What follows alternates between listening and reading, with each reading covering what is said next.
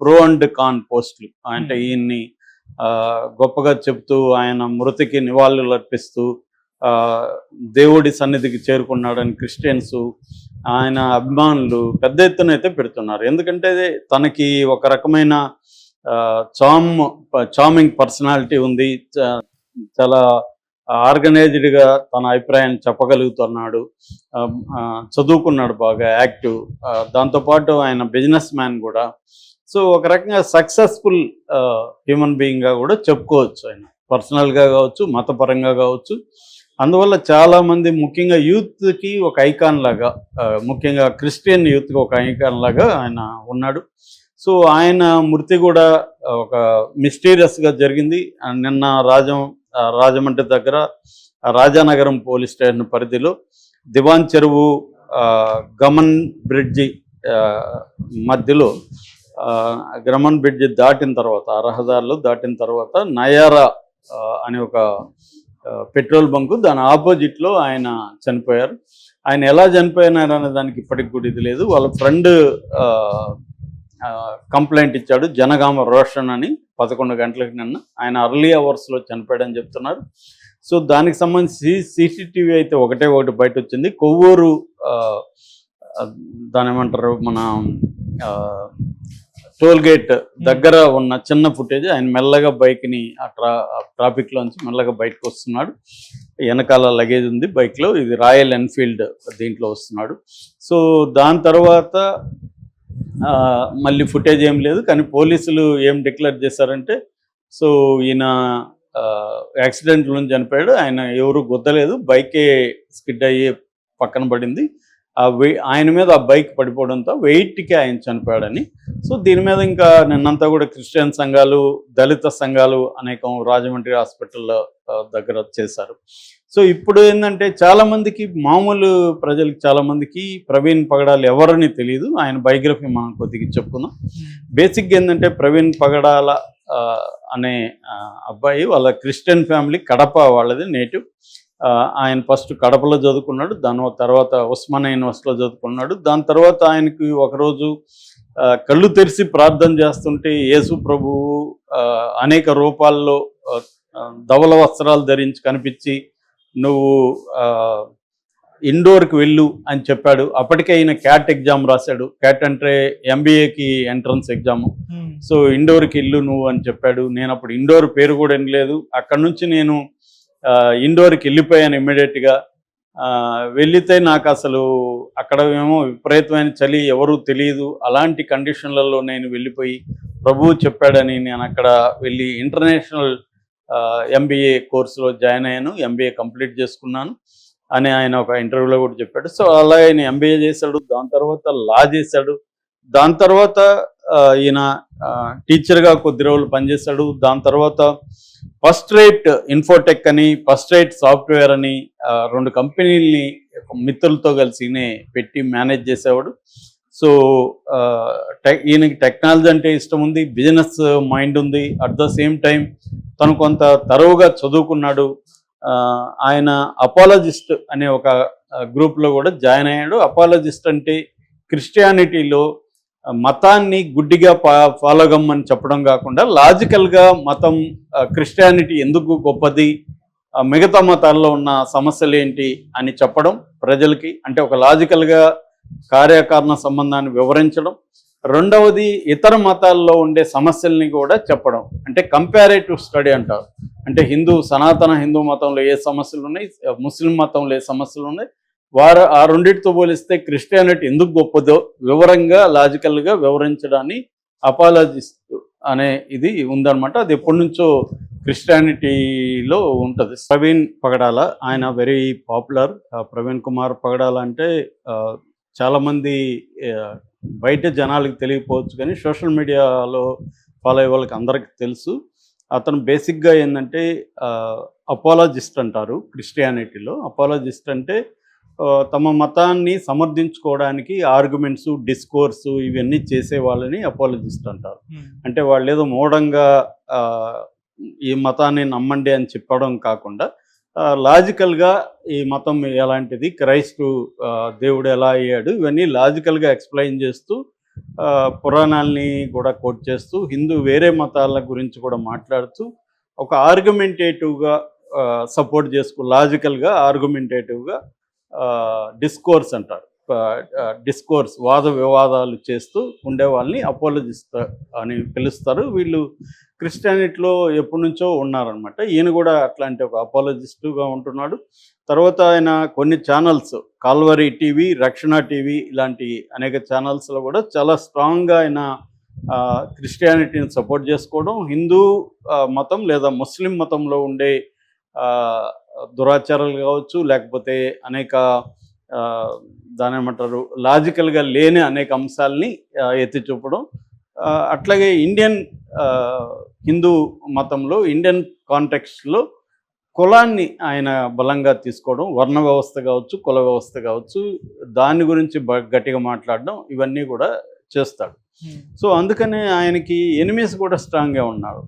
చాలామంది ఈయనంటే పడని వాళ్ళు చాలామంది ఉన్నారు. ఈయనకి వ్యతిరేకమైన పోస్టులు కూడా విపరీతంగా ఉన్నాయి. సో ఈయనకి 3 రకాల ఎనిమీస్ మనకు కనబడతారు. ఒకటేమో క్రిస్టియానిటీలోనే ఇతని పట్ల వ్యతిరేకత ఉండేవాళ్ళు, ముఖ్యంగా కార్పొరేట్ పాస్టర్స్ అంటారు. ఇతను కొద్దిగా డౌన్ టు ఎర్త్ ఉన్నాడు, ఇతను సాధారణ క్రిస్టియన్స్కి దగ్గరగా ఉన్నట్టుగా మనకు కనబడుతుంది. కొంతమంది corporate pastors like Anil Kumar కావచ్చు, సతీష్ కుమార్ కావచ్చు, ఇలాంటి వాళ్ళు ఈయన పట్ల కొద్దిగా వ్యతిరేకత. ఎందుకంటే హార్మనీ ఉండాలి, ఇతర మతాలతో మన హార్మనీ ఉండాలి తప్ప ఇతర మతాలని అటాక్ చేయడం కరెక్ట్ కాదని నమ్మే క్రిస్టియన్స్ ఇతని పట్ల వ్యతిరేకత చూపించినట్టుగా అర్థమవుతాయి. రెండో వాళ్ళు హిందుత్వవాదులు, ముఖ్యంగా హిందూవాదులు అనే కంటే కూడా హిందుత్వవాదులు అంటే ఈ రైట్ వింగ్ బ్యాచ్, బీజేపీ కావచ్చు, ఆర్ఎస్ఎస్, ఈ బ్యాచ్ కూడా ఇతని పట్ల చాలా తీవ్రంగా ఉన్నారు. అట్లాగే ముస్లిం ఫండమెంటలిస్టులు కూడా ఇతని పట్ల చాలా తీవ్రంగా ఉన్నారు. మనం కానీ ఇప్పుడు చనిపోయిన తర్వాత పోస్టులు చూస్తే ఇతను మీద వ్యతిరేకంగా ఇప్పుడు కూడా చనిపోయినాడు అన్న ఒక కన్సర్న్ కూడా లేకుండా వ్యతిరేకంగా పోస్టులు చాలా వస్తున్నాయి. సో ఈ ముగ్గురులో ఎవరు చంపారు అన్నది ఇప్పుడు చర్చ. దీనికి ముందుగా అసలు ఏం జరిగిందని చూస్తే మంగళవారం మార్నింగ్ ఆయన రాజమండ్రికి వెళ్తున్నాడు. తిరుపతి మన హైదరాబాద్ నుంచి రాజమండ్రికి ఆయన రాయల్ ఎన్ఫీల్డ్లో బయలుదేరాడు. వెనకాల లగేజ్ కట్టుకొని బయలుదేరాడు అనేది ఒక కథనం. రెండవ కథనం రాజమండ్రి ఎయిర్పోర్ట్ నుంచి బయలుదేరాడని రెండవ కథనం ఉంది. ఏదేమైనా ఆయన వెళ్తూ ఉంటే కొవ్వూరు టోల్గేట్ దగ్గర మెల్లగా ఆయన దాడుతున్న విజువల్ మాత్రమే ఇప్పటి వరకు బయట వచ్చింది. సో దాని తర్వాత ఆయన ఈ మన రాజానగరం పోలీస్ స్టేషన్ పరిధిలో దివాన్ చెరువు, గామన్ బ్రిడ్జి అనే దారి ఉంటుంది. ఆ దారిలో ఆయన కొంతమూరుకి దగ్గరలో, కొంతమూరు ఆటో నగర్ రూట్ అది, కొంతమూరుకి దగ్గరలో నయారా పెట్రోల్ బంక్కి ఆపోజిట్లో యాక్సిడెంట్కి గురయ్యి చనిపోయినాడు అనేది కథనం స్ట్రాంగ్గా ఉంటుంది. సో ఈయన దానికి చెందిన వ్యక్తి అనమాట. సో అందువల్ల వెరీ పాపులర్ అయ్యాడు. అంటే మిగతా వాళ్ళలాగా మనకి ఇప్పుడు అనిల్ కుమార్ వీళ్ళంతా ఏంటంటే దాంట్లో మహిమల్ని చూపించడం, ఆ రకంగా క్రిస్టియానిటీని వాళ్ళు ప్రచారం చేయడం ఇవన్నీ జరుగుతుంది. ఈయన మహిమలు అవన్నీ చెబుతాడు, క్రైస్త యొక్క గొప్పదనం అవన్నీ చెబుతాడు. అట్ ద సేమ్ టైం లాజికల్గా ఆయన డిబేట్స్ ఎక్కువగా నిర్వహిస్తాడు. హిందూ పూజారులతో కూడా ఆయన అనేక డిబేట్స్లోకి పాల్గొంటాడు. ఎక్కడ సంయమనం కోల్పోడు, చాలా ప్లెజెంట్గానే వాళ్ళతో మంచిగా ఉంటూనే వాళ్ళతో డిబేట్ చేయడం, వాళ్ళని ప్రశ్నించడం. ముఖ్యంగా కుల వ్యవస్థలో దళితుల పరిస్థితి మీద, మనుధర్మ శాస్త్రాన దీని మీద ఈయన గట్టిగా ప్రశ్నించిన సందర్భాలు చాలా స్ట్రాంగ్గా ఉంటాయన్నమాట. సో అలాగా ఈయన 45 ఏళ్ళు. ఈయన పుట్టింది వచ్చి December 30, 1979. ఈయనకి 2 రాష్ట్రాల్లో కూడా విపరీతం ఇది ఉంది. ఇతను ప్రపంచవ్యాప్తంగా కూడా అనేక దేశాలు తిరుగుతూ సువార్థికుడు అని కూడా పిలుస్తారు. ఆయన ప్రపంచ సువార్థికుడు అని కూడా అంటారు. ఇక్కడ ఆయన ఎక్కువగా కాల్వరీ టీవీలో, తర్వాత రక్షణ ఈ 2 టీవీల్లో ఎక్కువగా ఆయన డిబేట్స్ కండక్ట్ చేయడం, క్రిస్టియన్స్తో కావచ్చు, సెక్యులరిస్టులతో కావచ్చు చేసి వాళ్ళని లాజికల్గా, థియలాజికల్ అంటారు. థియలాజికల్ అంటే మతతత్వ శాస్త్రం.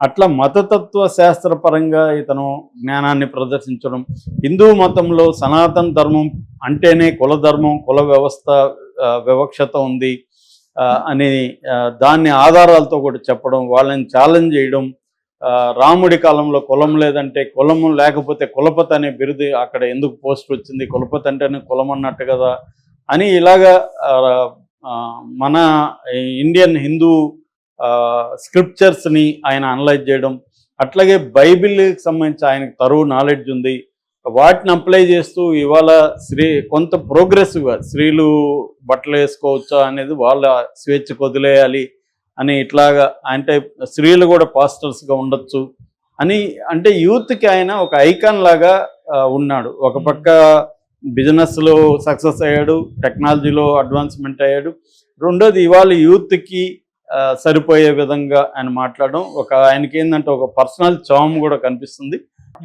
వీళ్ళ ఫ్రెండ్ జనగామ రోషన్ అని బొమ్మూరు వెళ్ళది, వీళ్ళ ఫ్రెండ్ 11 గంటలకి పోలీసులకి ఫోన్ చేసి చెప్పాడు, ఇలాగా తను మాకు ఫోన్లలో అందుబాటు లేదు, బయలుదేరాడు, ఈ రూట్లో ఉన్నానని చెప్పాడు. అంటే వాళ్ళు ఆ రూట్లో పోలీసులు వెళ్ళి సెర్చ్ చేసినప్పుడు ఈ నయారా పెట్రోల్ బంక్ ఆపోజిట్లో రోడ్డుకి కింద బండి పడిపోయింది, బండి ఈయన మీద పడిపోయింది, హెల్మెట్ ఉంది, తలకు గాయాలయ్యాయి, పెదాలు పగిలిపోయాయి. సో వాళ్ళు పోలీసులు ఇది యాక్సిడెంటు, ఆయన ఫస్ట్ ఏమని వచ్చిందంటే ఏదో గుర్తు తెలియని వెహికల్ గుద్దేసి వెళ్ళిపోయిందని వచ్చింది. దాని తర్వాత మేము సీసీటీవీలో పరిశీలించాం, ఈయన రోడ్డు నుంచి ఈయన బైకే స్కిడ్ అయిందా మరి ఏమైందో తెలీదు, బైకే పక్కకి వెళ్ళిపోయింది, పడిపోయింది, ఆయన మీద పడడంతో ఆ వెయిట్కి ఆయన చనిపోయాడు అని పోలీసులు చెప్తున్నారు. ముఖ్యంగా అక్కడ local CI Rajanagaram CI Prasanna Veeraiah Goud అదే అనౌన్స్ చేశాడు, ఎస్ఐ మనోహర్ దీని మీద చేస్తున్నాడు. దాని తర్వాత తూర్పుగోదావరి జిల్లా ఎస్పీ నరసింహకిషోర్ కూడా దీని మీద తీవ్రంగానే స్పందించారు. ఇది క్లియర్గా యాక్సిడెంటే, మేము 5 బృందాలని పెట్టాము, ఇంకా కూడా మేము పరిశీలిస్తున్నాం, మొత్తం సీసీటీవీలు అన్నీ కూడా అక్కడి నుంచి ఆయన ఎయిర్పోర్ట్ నుంచి అన్నారు, ఎయిర్పోర్ట్ నుంచి సీసీటీవీలు అన్నీ కూడా మేము చూస్తున్నాము, కానీ ఈ లోపల మీరు లేనిపోని ప్రచారాలు తీయకండి, అట్లేమన్నా చేస్తే మేము అరెస్ట్ చేసి కోర్టుకు పెడతామని కూడా ఆయన తీవ్రంగా హెచ్చరికలు చేశాడు. ఇప్పుడు ఏంటంటే ఆంధ్రప్రదేశ్లో ఒక వాతావరణం గత కొంతకాలంగా క్రిస్టియన్లకు వ్యతిరేకంగా ఉన్నట్టుగా చాలామంది క్రిస్టియన్ పాస్టర్స్ కావచ్చు, క్రిస్టియన్ నాయకులు కావచ్చు ఆరోపిస్తున్నారు. ఎందుకంటే చర్చిలకు అసలు అనుమతులు ఉన్నాయా లేదా తేల్చమని ఒక జీవో వచ్చింది మొన్ననే అని చెప్తున్నారు. అంటే ఈ మధ్యకాలంలో పవన్ కళ్యాణ్ చాలా తీవ్రంగా సనాతనం మాట్లాడుతున్న క్రమంలో గతంలో జగన్ 5 ఏళ్ల పరిపాలనలో క్రిస్టియానిటీకి ఎక్కువగా ఇంపార్టెన్స్ ఇచ్చాడు, క్రిస్టియన్ చర్చిలు పెరిగాయి, కన్వర్షన్స్ పెరిగాయన్న విమర్శలు ఉన్న టైంలో ఇప్పుడు ఒక కొత్త జీవో వచ్చింది. ఆ జీవో ఏంటంటే క్రిస్టియన్ చర్చిలకి అనుమతి వేటికి ఉన్నాయి, అనుమతి వేటికి లేవు, మాకు నివేదిక ఇవ్వండి అని ఒక జీవో పాస్ చేశారనేది ఒక వార్త. రెండవ వార్త, తూర్పుగోదావరి జిల్లాలో కొవ్వూరు నియోజకవర్గం నల్లజర్లలో అంబేద్కర్ విగ్రహానికి చెప్పులు దండ వేశారని ఆ ఏరియాలో ఒక టెన్స్ వాతావరణం ఉంది. ఈ వాతావరణం నేపథ్యంలో ఈ ప్రవీణ్ పగడాల చనిపోవడం, అది ఆత్మహత్య అనేది ఇప్పటికైతే పోలీసులు అఫీషియల్గా తేల్చట్లేదు. 45 ఏళ్ళు అంటే దాదాపు 10-12 ఏళ్ళ నుంచి ఆయన గట్టిగానే ఈ రంగంలో ఉంటున్నాడు. అందుకని ఆయనకి శత్రువులు కూడా ఎక్కువయ్యారు. ఎందుకంటే హిందూ మతాన్ని, ముస్లిం మతాన్ని విమర్శించడం వల్ల ఆయనకి శత్రువులు కూడా బలంగా తయారయ్యారు. సో ఈయన్ని చంపేస్తామని కూడా గతంలో చాలామంది ఇచ్చాడు. ఒక 1 month బ్యాక్కే ఆయన పోస్ట్ పెట్టాడు, నన్ను చంపేస్తామని పత్వా రిలీజ్ అయింది అని కూడా ఆయన పెట్టాడు. అప్పుడే ఆందోళన వ్యక్తం చేశారు. సో ఆయనకి 3 రకాల ఎనిమీస్ ఉన్నట్టుగా మనకు ప్రధానంగా కనిపిస్తుంది. ఒకటి హిందుత్వ శక్తులు, అంటే ఆర్ఎస్ఎస్ కావచ్చు, హిందుత్వ శక్తులు. ఫర్ ఎగ్జాంపుల్ కరుణాకర్కి ఈయనకు కూడా చాలా గొడవలు జరిగినట్టు చెప్తున్నారు. ఛానల్ పెట్టుకొని కరుణాకర్ కూడా చాలా స్ట్రాంగ్గా ఈయనలాగే ఆయన కూడా డిబేట్స్ చేయడం, ఈయనకి వ్యతిరేకంగా వీడియోలు పెట్టడం అవన్నీ చేస్తున్నాడు. ఈయన ఈ రక్షణ కానీ మిగతా ఛానల్లో చూస్తే ఈ ప్రవీణ్ పగడాల వీడియోలు కూడా సనాతన హిందూ మత ధర్మాన్ని విమర్శించడం, ఇటు ముస్లిం మతంలో ఉండే అనేక లోపాలను ఎత్తి చూపే వీడియోలు పెట్టడం ఇవన్నీ ఉంది. ఖచ్చితంగా ఇవి చూసినప్పుడు హిందూ మతత్వవాదులు కావచ్చు, అటు ముస్లిం మతత్వవాదులు కావచ్చు హర్ట్ అయ్యే అవకాశం అయితే ఉంది. సో అందుకని ఈ 2 మతాల్లో ఉండే అనొచ్చు మన వాళ్ళని, అంటే తీవ్రంగా మతం పట్ల ప్రేమ, పొసెసివ్నెస్, అంటే టాలరెన్స్ లేదు, వాళ్ళ మతాన్ని ఎవరు విమర్శిస్తే సహించని తత్వం ఉండేవాళ్ళు. అలాంటి వాళ్ళు ఈయన్ని వ్యతిరేకిస్తున్నారు. ఈయన మీద చాలా కోపంగా కూడా ఉన్నారు. అంటే మా రాముణ్ణి నువ్వు ప్రశ్నిస్తావా, మా మతాన్ని నువ్వు కించపరుస్తావా, నీ మతాన్ని నువ్వు పొగుడుకోగాని మా మతాన్ని కించపరిచే హక్కు నీకెవరు ఇచ్చారు అన్న యాంగిల్ నుంచి వీళ్ళు గట్టిగా వ్యతిరేకించే వాళ్ళు ఉన్నారు. అలాగే క్రిస్టియానిటీలో కూడా ఈయనకి వ్యతిరేకులు చాలామందే ఉన్నారు. ఎందుకంటే చాలామంది ఏంటంటే మన మతాన్ని ప్రచారం చేసుకోవచ్చు, కానీ మనం ఈ దేశంలో మెజారిటీగా ఉంటున్న హిందువులని కించపరిచే విధంగా, వాళ్ళని రెచ్చగొట్టే విధంగా ప్రవర్తిస్తే మనకి ఎనిమీలు అనవసరంగా తయారవుతారు. ఇది మనకు అవసరం లేదు, మన మతం గొప్పదనం చెప్పుకోవచ్చు, అంతేగాని వేరే మతాల్లో ఉండే లోపాలను చెప్పడం కరెక్ట్ కాదు. ప్రతి మతంలో కూడా అనేక లోపాలు కూడా ఉంటాయి. దీనివల్ల మత సామరస్యం బదులు మత ఘర్షణ అనేది పెరుగుతుంది అని నమ్మేవాళ్ళు కూడా ఆయనకి వ్యతిరేకంగా ఉన్నారు. ఈ నేపథ్యంలో ఆయన ది యాక్సిడెంట్ హత్య అనేది అయితే తేలాల్సి అయితే ఉంది. మెజారిటీ క్రిస్టియన్ పాస్టర్స్ కావచ్చు, లీడర్స్ కావచ్చు, తర్వాత మన Harshakumar, Rajesh Mahasena, John Wesley, James, Vijayaraju, KA Paul, ఇలాంటి వాళ్ళందరూ కూడా డిమాండ్ అయితే చేస్తున్నారు. దీని మీద తరవుగా కమిషన్ వేసి విచారించమని లోకేష్ కూడా రంగంలో దిగుతున్నట్టు చెప్తున్నారు. ఏం జరుగుతుందని చూడాలి. కానీ ఎక్కువ మంది ఇది హిందుత్వవాదులు చంపారని ఎక్కువ మంది అంటున్నారు. కొంతమంది ఏమో హిందుత్వవాదులు కాదు, ముస్లిం ఫండమెంటలిస్టులు చంపారు, వాళ్లే వార్నింగ్ ఇచ్చారు, ఫత్వా జారీ అయింది నా మీద అని కూడా ఆయన పోస్ట్ పెట్టాడు ఒక నెలకు ముందే. ఫత్వా అనే మాట వాడాడంటేనే అది ముస్లింలు జారీ చేస్తారు తప్ప హిందువులు కాదు. హిందువులు ఇప్పుడు రెండు తెలుగు రాష్ట్రాల్లో కూడా అనేక మంది హిందూ మతాన్ని తీవ్రంగా విమర్శించిన, రాముణ్ణి విమర్శించిన, ఇప్పటి వరకు వాళ్ళని చంపడానికైతే ఎవరు ట్రై చేయలేదు. కొంత ఆందోళన అయితే చేసి ఉండొచ్చు అని వీళ్ళ ఆర్గ్యుమెంటు.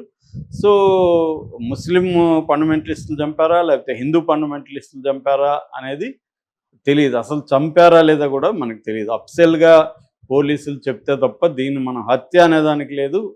ఆరోపణలు అయితే ఉన్నాయి. ఎందుకంటే వాళ్ళకున్న డౌట్ ఏంటంటే ముఖ్యంగా పాస్టర్లు చాలామంది మాట్లాడారు. అట్లాగే హర్షకుమారు, రాజేష్ మహాసేన, ఇక పాస్టర్లు జాన్ వెస్లీ, జేమ్స్, విజయరాజు వీళ్ళు మాట్లాడారు. కేఏ పాల్ కూడా మాట్లాడాడు. వీళ్ళకి ఉన్న డౌట్లు ఏంటంటే ఇతని మీద ఆల్రెడీ థ్రెట్ ఉంది, అతను గతంలో పోస్టులు కూడా పెట్టాడు, బట్ అతనికి ఏమి సెక్యూరిటీ ఇవ్వలేదు అని నెంబర్ 1. నెంబర్ 2, నన్ను చంపేస్తారని అతను చాలాసార్లు వీడియోలో మాట్లాడాడు. కాబట్టి అతన్ని చంపి ఉండే అవకాశం ఏముంది అనేది ఒకటి. రెండవది, యాక్సిడెంట్ జరిగిన తీరు చూస్తే అతను హెల్మెట్ పెట్టుకున్న తలకెందుకు గాయమైంది, హెల్మెట్ చెక్కు చేదలేదు అని చెప్తున్నారు పోలీసులు. మరి హెల్మెట్ లోపల ఎందుకు ఇదైంది, పెదాలు కోసినట్టుగా ఉన్నాయి తప్ప పగిలినట్టుగా లేదు, ఎవరైనా ఆయన్ని చంపి అక్కడ పడేశారా అన్న యాంగిల్లో పోలీసులు విచారణ జరపాలని వాళ్ళు డిమాండ్ చేస్తున్నారు. చాలా ఆందోళనకరమైన పరిస్థితి అయితే ఆంధ్రప్రదేశ్లో ఇప్పుడు ముఖ్యంగా తూర్పుగోదావరి జిల్లాలో రాజమండ్రి పరిసర ప్రాంతాల్లో అయితే ఉంది. నిన్నంతా కూడా ఆందోళన పెద్ద ఎత్తున అక్కడ గవర్నమెంట్ హాస్పిటల్, టీచింగ్ హాస్పిటల్ అంటారు, ఆ టీచింగ్ హాస్పిటల్కి ఎదురుగా చేశారనమాట. సో ఇది అక్కడ పరిణామం. దీన్ని తేలాల్సి అయితే ఉంది. ఎందుకంటే ఈయన యంగ్, 45 ఏళ్ళు, వెరీ డైనమిక్, చాలా స్ట్రాంగ్గా ఆయన ఆర్గ్యుమెంట్స్ వినిపించే టైపు. కాబట్టి ఇలాగా చనిపోవడం అనేది చాలా మందికి ఆందోళన కలిగిస్తుంది. గతంలో కత్తి మహేష్ను కూడా యాక్సిడెంట్ పేరుతో చంపేశారనే ఆందోళన ఉన్నాయి. దాంట్లో భాగంగా ఇతన్ని జరగడం మాత్రం చాలా పెద్ద ఎత్తున అయితే రియాక్షన్ వస్తుంది.